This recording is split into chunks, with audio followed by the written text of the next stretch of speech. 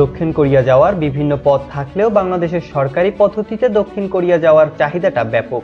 তবে student visa, tourist visa এমনকি বেসরকারিভাবেও দক্ষিণ কোরিয়া যাওয়ার সুযোগ রয়েছে বাংলাদেশিদের জন্য। সর্বমোট 4 পদ্ধতিতে বাংলাদেশিরা দক্ষিণ কোরিয়া পাড়ি দিতে পারেন। তার মধ্যে অন্যতম হচ্ছে সরকারি পদ্ধতি। সরকারি পদ্ধতিতে দক্ষিণ কোরিয়া যাওয়ার খরচ।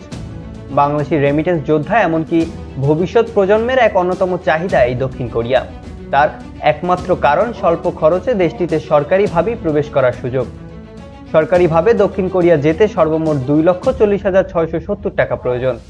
এর মধ্যে 1 লক্ষ টাকা জামানত হিসেবে বয়েসেলে প্রদান করা হয়, যা আবার ফেরত করা হয়। 1 লক্ষ টাকা বাদে বাকি টাকা দক্ষিণ কোরিয়া যাওয়ার খরচ হিসেবে ধরা হয়। বয়েসেলে জামানত হিসেবে 1 লক্ষ টাকা, সার্ভিস চার্জ 37,970 টাকা এবং কি 3,200 টাকাও জমা দিতে হয়। বিমান ভাড়া 77,000 টাকা।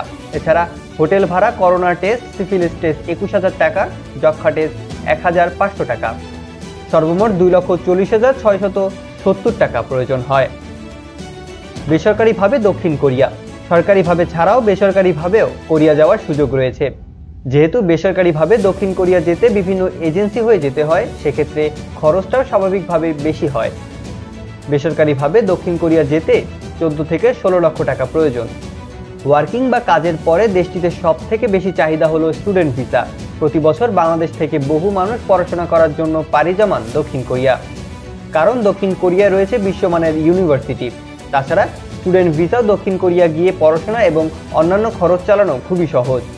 স্টুডেন্ট ভিসায় দক্ষিণ কোরিয়া যেতে হলে খরচ হয় 6 থেকে 7 লাখ টাকা। তবে ইউনিভার্সিটি ভেদে খরচের পরিমাণ কম বেশি হতে পারে। এছাড়াও দেশটিতে ট্যুরিস্ট ভিসায় গমন করা সম্ভব। দক্ষিণ কোরিয়ার পর্যটন শিল্প অনেক সমৃদ্ধ, কারণ প্রাকৃতিক সৌন্দর্যে কোরিয়া ভরপুর। তাই আপনি যদি কোরিয়ার সৌন্দর্য উপভোগ করার জন্য ট্যুরিস্ট ভিসায় দক্ষিণ কোরিয়া যেতে চান, তাহলে ভিসা প্রতি আপনাকে খরচ করতে হবে $60 থেকে $70। তাছাড়া বিমান ভাড়া এবং অন্যান্য খরচ আলাদা বহন করতে হয়।